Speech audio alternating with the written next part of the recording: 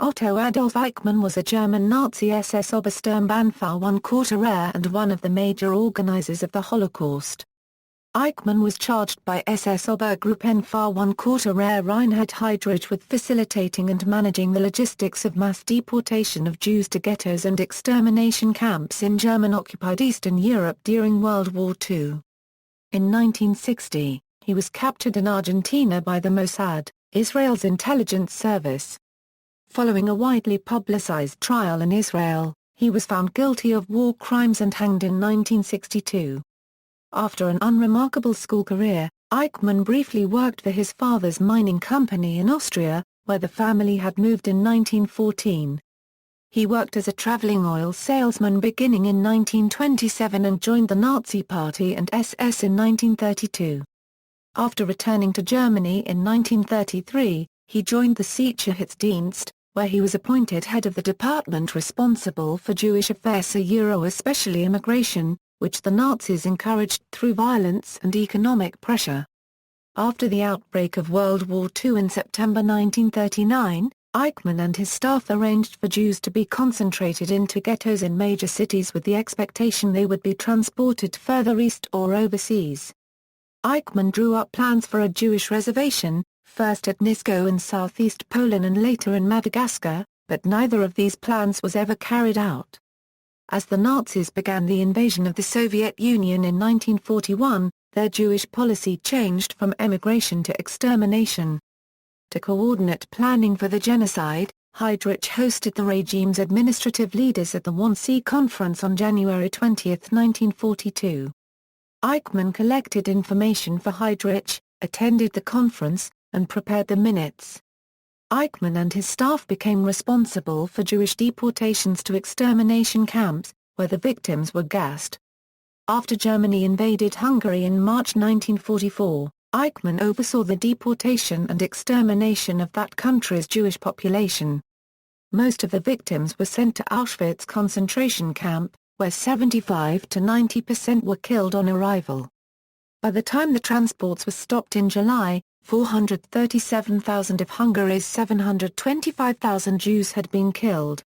Historian Richard J. Evans estimates that between 5.5 and 6 million Jews were exterminated by the Nazis. Eichmann said towards the end of the war that he would leap laughing into the grave because the feeling that he had 5 million people on his conscience would be for him a source of extraordinary satisfaction.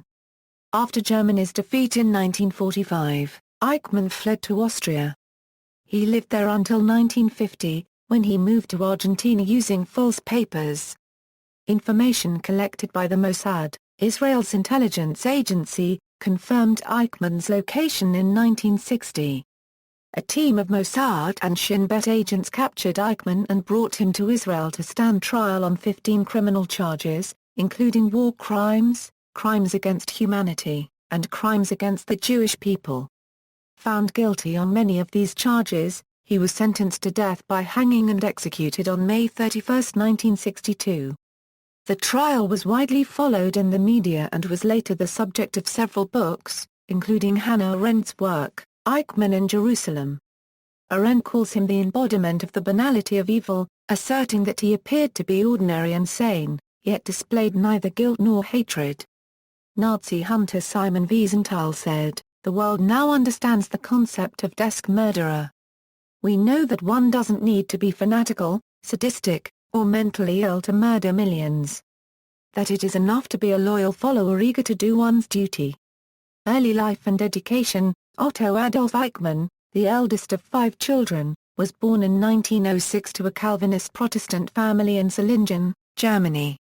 His parents were Adolf Karl Eichmann, a bookkeeper, and Maria Nahr copywriter Schäffling, a housewife. The elder Adolf moved to Linz, Austria, in 1913 to take a position as commercial manager for the Linz Tramway and Electrical Company, and the rest of the family followed a year later.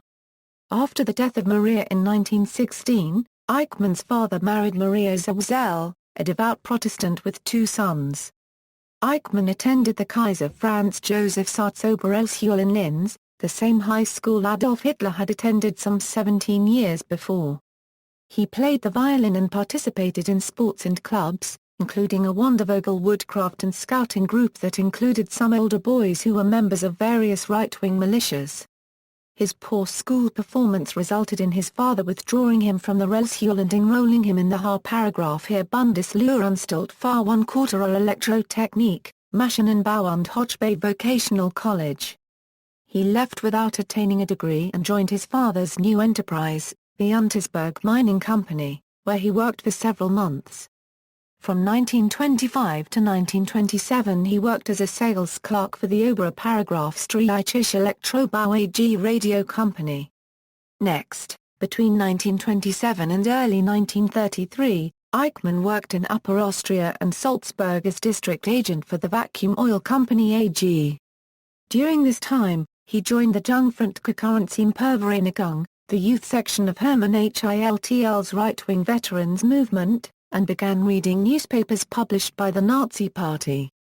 The party platform included removal of the Weimar Republic in Germany, rejection of the terms of the Treaty of Versailles, radical antisemitism, and anti-Bolshevism.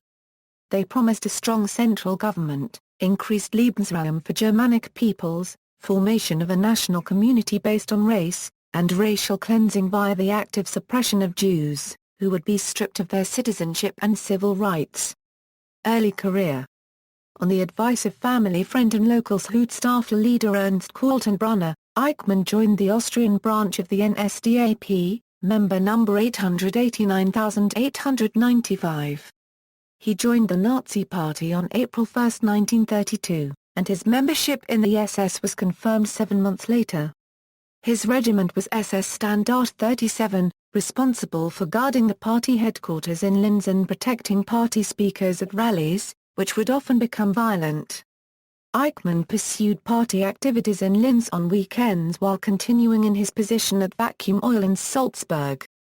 A few months after the Nazi seizure of power in Germany in January 1933, Eichmann lost his job due to staffing cutbacks at Vacuum Oil.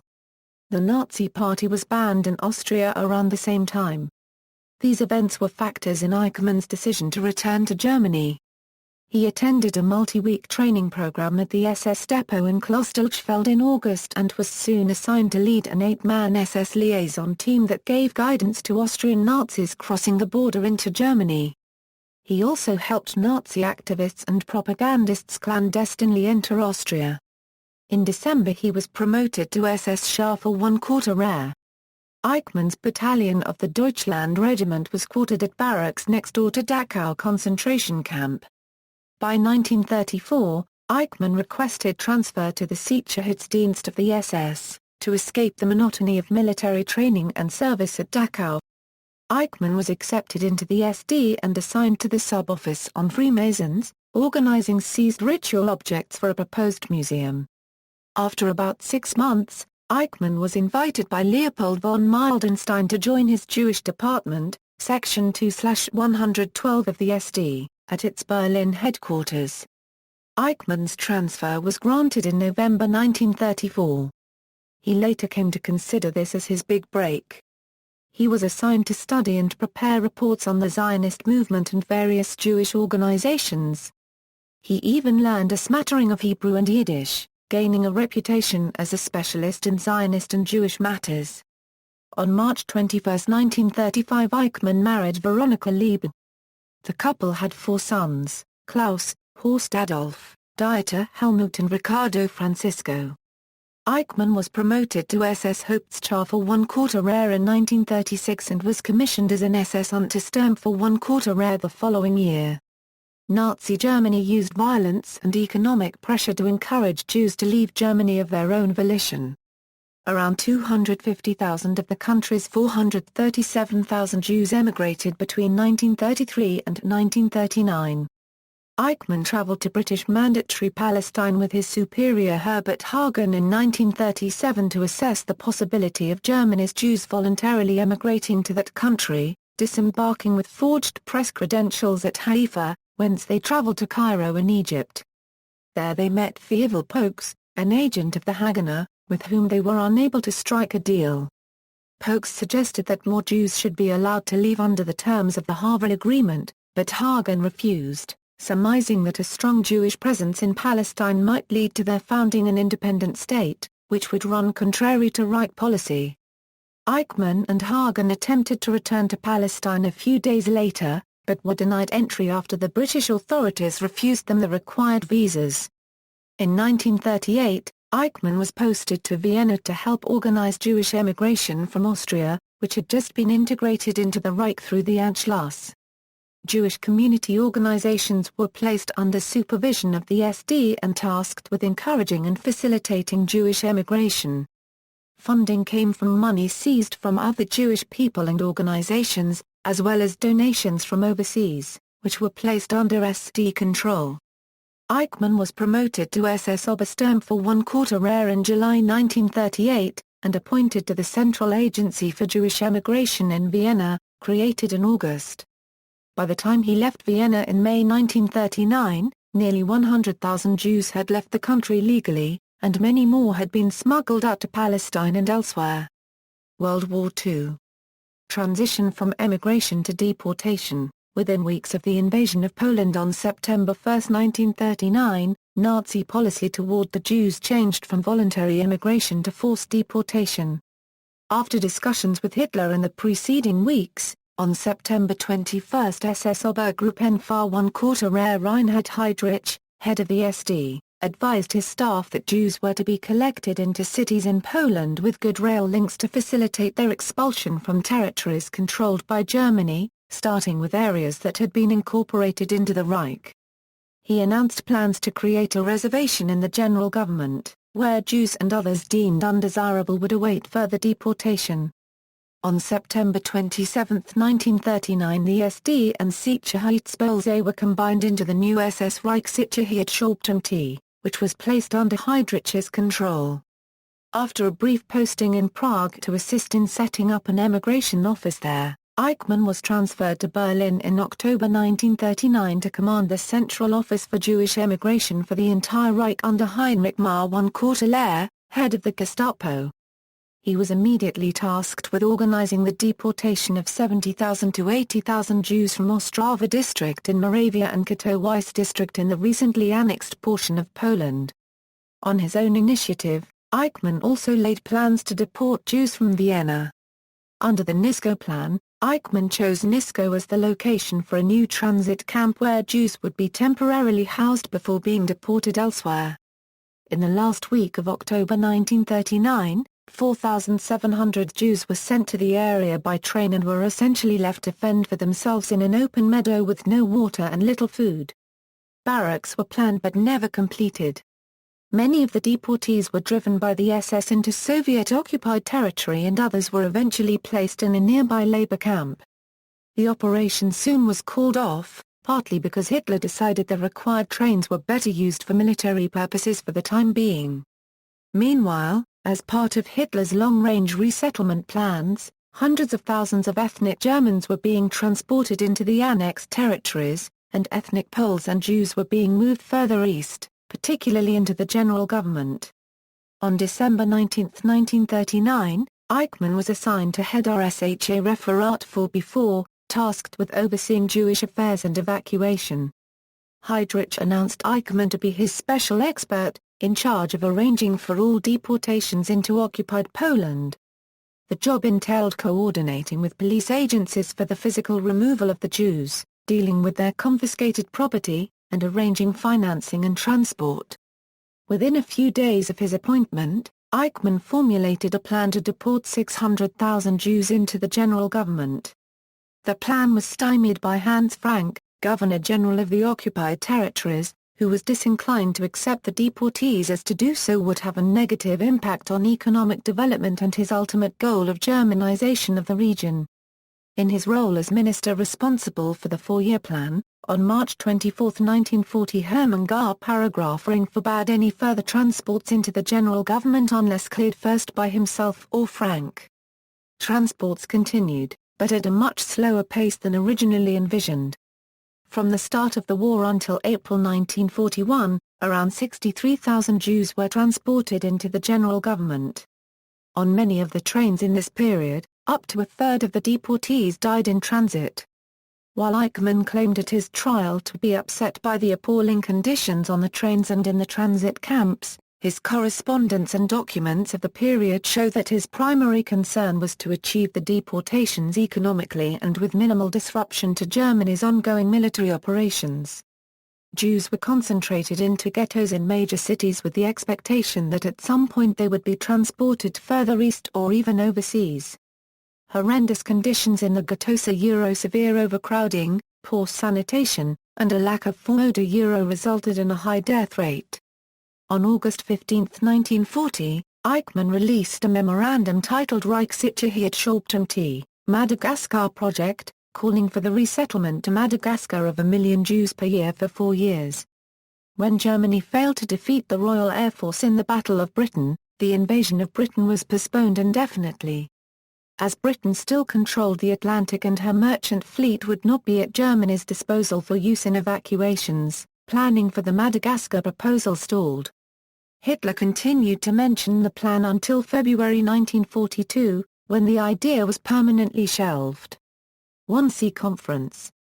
From the start of the invasion of the Soviet Union in June 1941, Einsatzgruppen followed the army into conquered areas and rounded up and killed Jews, Comintern officials, and ranking members of the Communist Party. Eichmann was one of the officials who received regular detailed reports of their activities.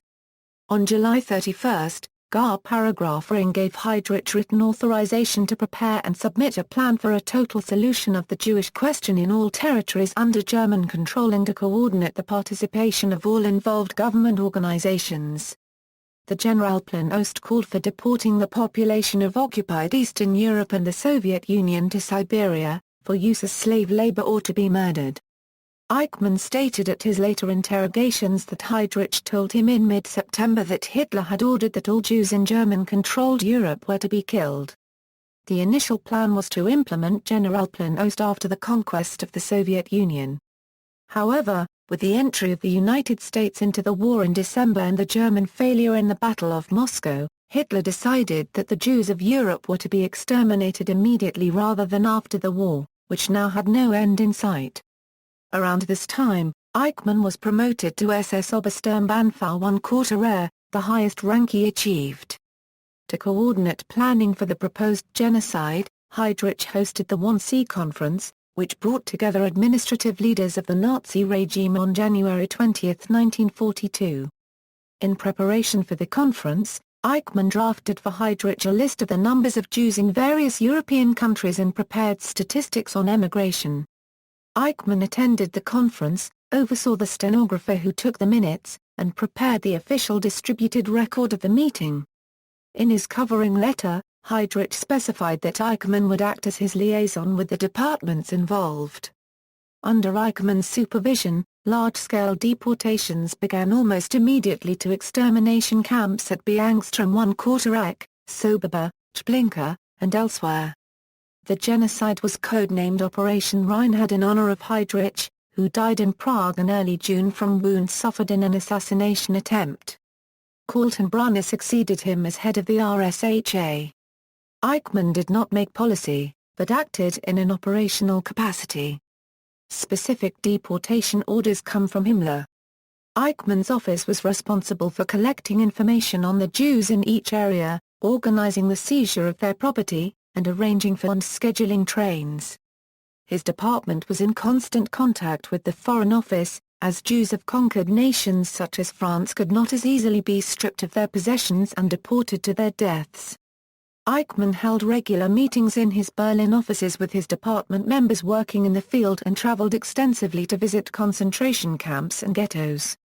His wife, who disliked Berlin, resided in Prague with their children. Eichmann initially visited them weekly, but as time went on his visits tapered off to once a month. Hungary. Germany invaded Hungary on March 19, 1944.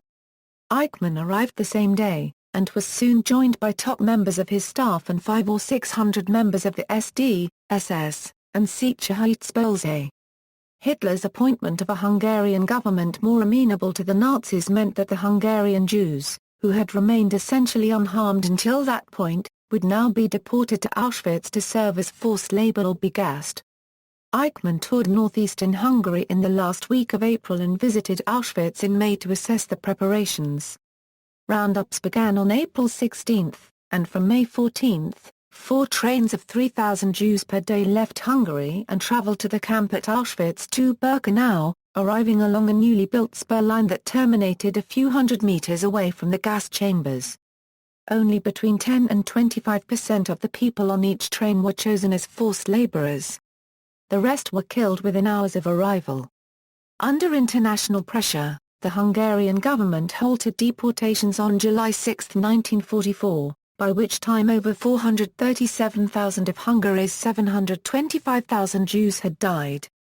In spite of the orders to stop, Eichmann personally made arrangements for additional trains of victims to be sent to Auschwitz on 17 and 19 July. In a series of meetings beginning on April 25, Eichmann met with Joel Brand, a Hungarian Jew and member of the Relief and Rescue Committee. Eichmann later testified that Berlin had authorized him to allow emigration of 1 million Jews in exchange for 10,000 trucks equipped to handle the wintry conditions on the Eastern Front. Nothing came of the proposal, as the Western Allies refused to consider the offer. In June 1944, Eichmann was involved in negotiations with Rudolf Kastner that resulted in the rescue of 1,684 people, who were sent by train to safety in Switzerland in exchange for 3 suitcases full of diamonds, gold, cash, and securities. Eichmann, resentful that Kurt Beecher and others were becoming involved in Jewish emigration matters, and angered by Himmler's suspension of deportations to the death camps, requested reassignment in July.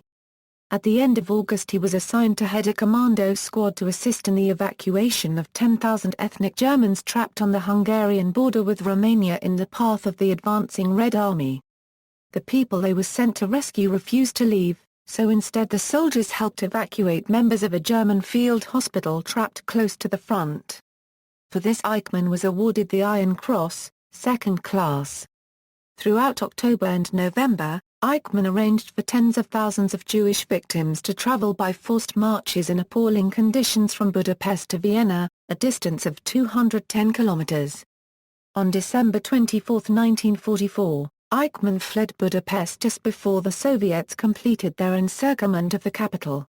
He returned to Berlin, where he arranged for the incriminating records of Department 4B4 to be burned. Along with many other SS officers who fled in the closing months of the war, Eichmann and his family were living in relative safety in Austria when the war in Europe ended on May 8, 1945. Historian Richard J. Evans estimates that 5.5 to 6 million Jews, representing 2/3 of the Jewish population of Europe, were exterminated by the Nazi regime. After World War II. At the end of World War II, Eichmann was captured by the Americans and spent time in several camps for SS officers using forged papers that identified him as Otto Eichmann. He escaped from a work detail at CHAM when he realized that his actual identity had been discovered. He obtained new identity papers with the name of Otto Henninger, and relocated frequently over the next several months. Moving to the La 1 quarter Neberg Heath, he initially got work in the forestry industry and later leased a small plot of land in Alton Salzgoth, where he lived until 1950. Meanwhile, at the Nuremberg trials of major war criminals starting in 1946, damning evidence about Eichmann's activities was given by former commandant of Auschwitz Rudolf H. SS and others. In 1948 Eichmann obtained a landing permit for Argentina and false identification under the name of Riccardo Clement through Bishop Alois Hudel, a Nazi Austrian cleric then residing in Italy. These documents enabled him in 1950 to obtain an International Committee of the Red Cross humanitarian passport and the remaining entry permits that would allow immigration to Argentina. He traveled across Europe, staying in a series of monasteries that had been set up as safe houses. Departing via ship from Genoa on June 17, 1950, he arrived in Buenos Aires on July 14. Eichmann initially lived in Tucumán province, where he worked for a government contractor. He sent for his family in 1952, and they moved to Buenos Aires. Eichmann held a series of low-paying jobs until finding employment at Mercedes-Benz, where he rose to department head. The family built a house at 14 Garibaldi Street and moved in during 1960. For 4 months beginning in late 1956, Eichmann was extensively interviewed by Nazi expatriate journalist Willem Sasson with the intention of producing a biography. Tapes, transcripts, and handwritten notes by Eichmann were produced. The memoirs were later used as the basis for a series of articles that appeared in Life and Der Stern magazines in late 1960. Capture in Argentina, several Jews and other victims of the Holocaust dedicated themselves to finding Eichmann and other Nazis. Among them was the Jewish Nazi hunter Simon Wiesenthal. Wiesenthal learned from a letter shown to him in 1953 that Eichmann had been seen in Buenos Aires, and he passed along that information to the Israeli consulate in Vienna in 1954. When Eichmann's father died in 1960, Wiesenthal made arrangements for private detectives to surreptitiously photograph members of the family, as Eichmann's brother Otto was said to bear a strong family resemblance and there were no current photos of the fugitive. He provided these photographs to Mossad agents on February 18. Also instrumental in exposing Eichmann's identity was Lothar Hermann, a German half-Jew who had emigrated to Argentina in 1938. When in 1956 Hermann's daughter Sylvia began dating a man named Klaus Eichmann who boasted about his father's Nazi exploits, Hermann alerted Fritz Bauer, Prosecutor General of the state of Hesse in West Germany. Sylvia, sent on a fact-finding mission, was met at the door by Eichmann himself, who said he was Klaus's uncle. Informed that Klaus was not home, she sat down to wait. When Klaus returned, he addressed Eichmann as father. In 1957 Bauer passed along the information in person to Mossad Director Isaiah Harel, who assigned operatives to undertake surveillance, but no concrete evidence was initially found. On March 1, 1960 Harel dispatched to Buenos Aires the Shin Bet chief interrogators via Harani, who over the course of weeks of investigation was able to confirm the identity of the fugitive. As Argentina had a history of turning down extradition requests for Nazi criminals, Israeli Prime Minister David Ben-Gurion made the decision that Eichmann should be captured rather than extradited, and brought to Israel for trial. Harel himself arrived in person in May 1960 to oversee the capture. Mossad operative Rafi Yiton was named leader of the 8-man team, most of whom were Shin Bet agents. The team captured Eichmann near his home on Garibaldi Street in San Fernando, Buenos Aires, an industrial community 20 kilometers north of the center of Buenos Aires on May 11, 1960. The agents had arrived in Buenos Aires in April 1960 after Eichmann's identity was confirmed. After observing the suspect's routine for many days, they determined that he arrived home by bus from work at around the same time every evening. He planned to seize him when he was walking beside an open field from the bus stop to his house. The plan was almost abandoned on the designated day when Eichmann was not present on the bus he usually took home. Finally, almost half an hour late, Eichmann got off a bus. Mossad agent Peter Malkin engaged him, asking him in Spanish if he had a moment. Frightened, Eichmann attempted to leave, but 2 more Mossad men came to Malkin's aid. The 3 wrestled Eichmann to the ground and, after a struggle, conducted him to a car where they hid him on the floor under a blanket. Eichmann was taken to one of several Mossad safe houses that had been set up by the team. He was held there for 9 days, during which time his identity was double-checked and confirmed. During these days, Harel tried to locate Joseph Mengele, the notorious Nazi doctor from Auschwitz concentration camp, as the Mossad had information that he was also living in Buenos Aires. He was hoping to bring Mengele back to Israel on the same flight. Mengele had already left his last known residence in the city, and Harel was unable to get any leads on where he had gone, so the plans for his capture had to be abandoned. Near midnight on May 20, Eichmann was sedated by an Israeli doctor on the Mossad team and dressed as a flight attendant. He was smuggled out of Argentina aboard the same El Al Bristol Britannia aircraft that had a few days earlier carried Israel's delegation to the official 150th anniversary celebration of Argentina's independence from Spain. After a tense delay at the airport getting the flight plan approved, the plane took off for Israel, stopping over in Dakar, Senegal, to refuel. They arrived in Israel on May 22, and Ben-Gurion announced Eichmann's capture to the Knesset Israel's parliamentary the following afternoon. In Argentina, the abduction was met with a violent wave of anti-Semitism carried out by far-right sectors, including the Takara nationalist movement.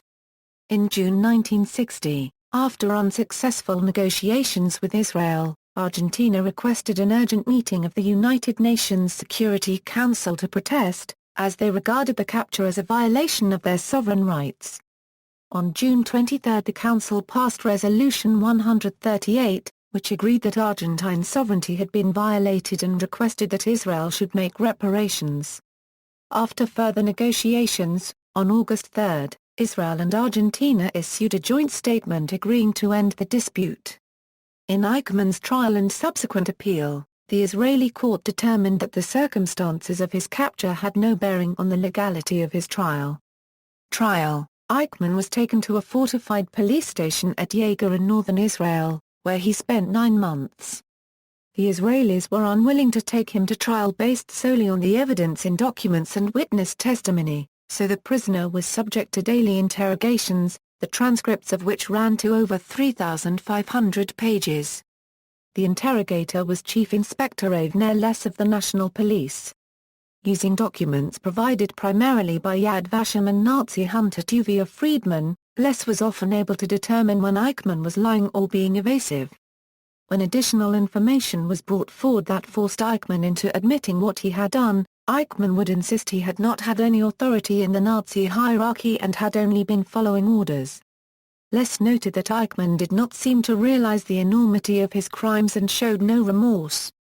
Eichmann's trial before the Jerusalem District Court began on April 11, 1961. The legal basis of the charges against Eichmann was the 1950 Nazi and Nazi collaborators law, under which he was indicted on 15 criminal charges, including crimes against humanity, war crimes, crimes against the Jewish people, and membership in a criminal organization. The trial was presided over by 3 judges, Moshe Landor, Benjamin Halevi, and Yitzhak Ravi. The chief prosecutor was Israeli Attorney General Gideon Horsner, assisted by Gabriel Bach of the Department of Justice and Tel Aviv District Attorney Yosef Bar. The defense team consisted of German lawyer Robert Servatius, legal assistant Dieter Wechtenbruch, and Eichmann himself. The Israeli government arranged for the trial to have prominent media coverage. Many major newspapers from all over the globe sent reporters and published front-page coverage of the story. The trial was held at the Beit Haim, an auditorium in downtown Jerusalem. Eichmann sat inside a bulletproof glass booth to protect him from assassination attempts. The building was modified to allow journalists to watch the trial on closed-circuit television, and 750 seats were available in the auditorium itself. Israelis had the opportunity to watch live television broadcasts of the proceedings, and film was flown daily to the United States for broadcast the following day. The prosecution case was presented over the course of 56 days, involving hundreds of documents and 112 witnesses. Horsner's intention was to not only demonstrate Eichmann's guilt but to present material about the entire Holocaust, thus producing a comprehensive record. Defense attorney Servatius repeatedly tried to curb the presentation of material not directly related to Eichmann, and was mostly successful. In addition to wartime documents, material presented as evidence included tapes and transcripts from Eichmann's interrogation and Sassoon's interviews in Venezuela. In the case of the Sassoon interviews, only Eichmann's handwritten notes were admitted into evidence. Some of the evidence submitted by the prosecution took the form of depositions made by leading Nazis. The defense demanded that the men should be brought to Israel so that the defense's right to cross-examination would not be abrogated. But Horsner, in his role as Attorney General, declared that he would be obliged to arrest any war criminals who entered Israel. The prosecution proved that Eichmann had visited places where exterminations had taken place, including Chamno extermination camp, Auschwitz, and Minsk, and therefore was aware that the deportees were being killed. When the prosecution rested, the defense opened its case with a lengthy direct examination of Eichmann.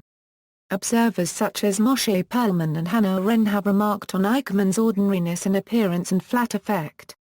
In his testimony throughout the trial, Eichmann insisted he had no choice but to follow orders, as he was bound by an oath of loyalty or the same superior orders defense used by some defendants in the 1945–1946 Nuremberg trials. Eichmann asserted that the decisions had been made not by him, but by Marwan Kortelaer, Heydrich, Himmler, and ultimately Hitler. Servatius also proposed that decisions of the Nazi government were acts of state and therefore not subject to normal judicial proceedings. Regarding the Wannsee Conference, Eichmann stated that he felt a sense of satisfaction and relief at its conclusion. As a clear decision to exterminate had been made by his superiors, the matter was out of his hands. He felt absolved of any guilt. On the last day of the examination, he stated that he was guilty of arranging the transports, but he did not feel guilty for the consequences. Throughout his cross-examination, prosecutor Horstner attempted to get Eichmann to admit he was personally guilty, but no such confession was forthcoming. Eichmann admitted to not liking the Jews and viewing them as adversaries, but stated that he never thought their annihilation was justified. When Horstner produced evidence that Eichmann had stated in 1945 that I will leap into my grave laughing because the feeling that I have 5 million human beings on my conscience is for me a source of extraordinary satisfaction, Eichmann said he meant enemies of the Reich such as the Soviets. During later examination by the judges, he admitted he meant the Jews, and said the remark was an accurate reflection of his opinion at the time. The trial adjourned on August 14, and the verdict was read on December 12. The judges declared him not guilty of personally killing anyone and not guilty of overseeing and controlling the activities of the Einsatzgruppen.